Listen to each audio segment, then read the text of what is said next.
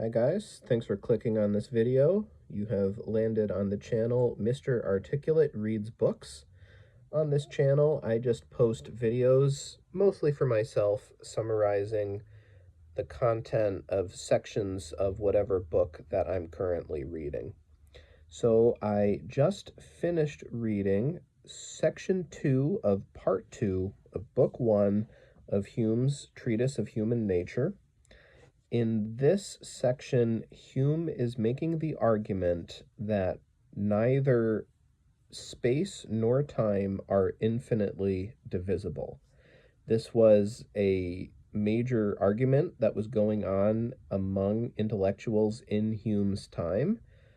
Reading between the lines, I gather that in centuries past, the most common doctrine was that every extension, which is a philosopher's word for a thing that occupies space, an extension in space, that every extension is infinitely divisible, and therefore, and at the same time, any moment of time is infinitely divisible. So I think that's more the prevailing wisdom in philosophy up to Hume's day. But Hume does not agree with this. He contends that it is, first of all, perfectly plausible that there could be units of space or of time that are indivisible.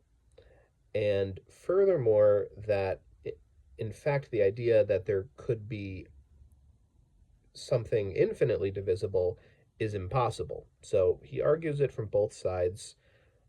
I will, for the purposes of this video, focus a little bit more on what he has to say about the indivisibility of time.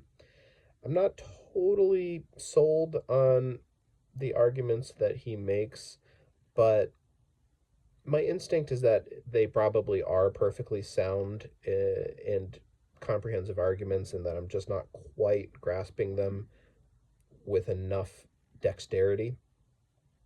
But so first he establishes that when it comes to time, units of time must always follow one another contiguously in a continuous sequence, and that more than one moment of time can never occur simultaneously.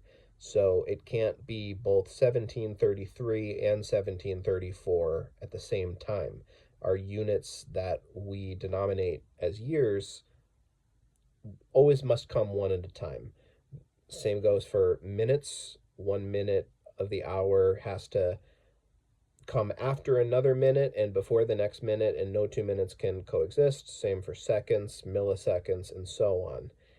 And one argument that he adduces for why you can't have infinite divisibility of time, meaning you take a millisecond, divide it by 2, divide it by 2, divided by 2, divided by 2.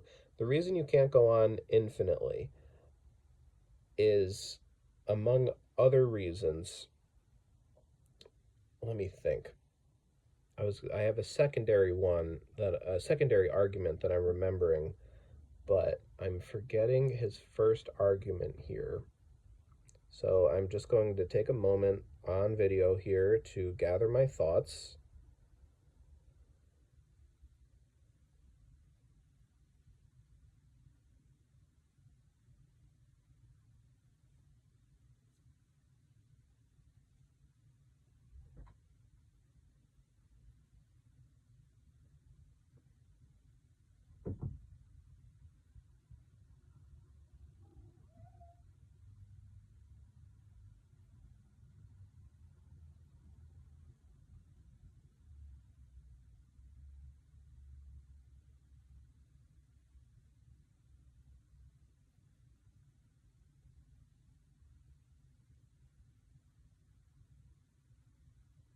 All right, well, frankly, I cannot remember what his main argument on time was. I wasn't so sure I agreed with it. It seemed a bit sophistical to me.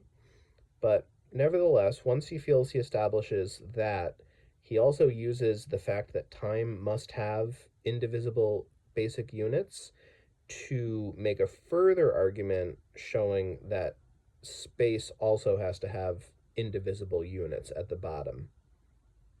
And he, in order to make that exhibition, he uses the example of motion. If an object moves through space and time is not infinitely divisible, space cannot be either. And that to me did make sense. I thought about it in terms of trying to picture a bullet flying through the air. If time is not infinitely divisible, then that means once you reduce down to tiny enough units of time, you have to be able to say, at this moment of time, the bullet was in this, nanometer of space. And in the next indivisible unit of time, it was in the next over nano unit of space. And if space is infinitely divisible, there were also moments when the bullet was between those two nano meters of space. But the bullet never was in such a space because time is not infinitely divisible. So therefore, the bullet, it was in one space of space, and then it was in a different space of space, and it could never be in any smaller spaces in between. So that made sense to me. I do wish I could remember his main argument for the need of indivisibility of time, but I can't. So that was about it for the chapter. He ends it by basically saying that all the arguments that other philosophers have made in favor of of infinite divisibility basically premise that on the idea that a quote-unquote mathematical point, which is indivisible, can't exist. He says that's patently absurd. I, for my part, don't know what a so-called mathematical point is. So this is one of those moments where there is learning being drawn upon by Hume that I do not have, but I'm noting that for myself in case he goes somewhere with this idea of mathematical points. So that's it. Always like to end these videos just by stating in one or two sentences a main idea or main argument of the section and then give an example of it. In this case, I really can just restate things I've already said.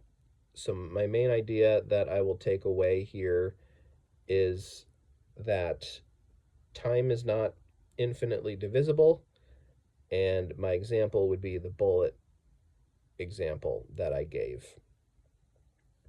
Before I hit end in this video, I am just going to take one more minute here to try to remember the gist of what Hume's argument with time was. I actually wrote in the margin next to it, I'm not so sure about this argument. So what argument was it that I was not so sure about?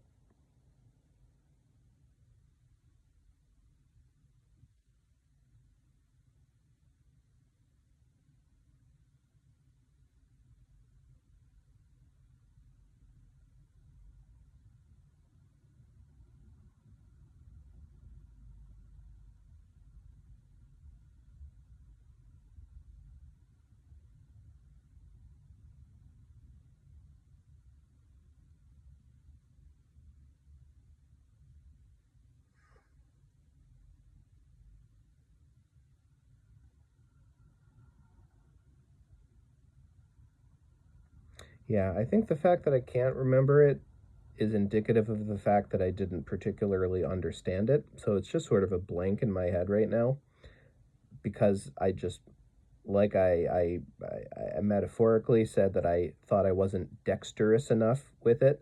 So I'll go back to that metaphor. I just don't think I ever got my fingers and my hands around it. So it's just sort of a non-entity to me. I will leave it there though. If you watched to the end here with me, thank you for that.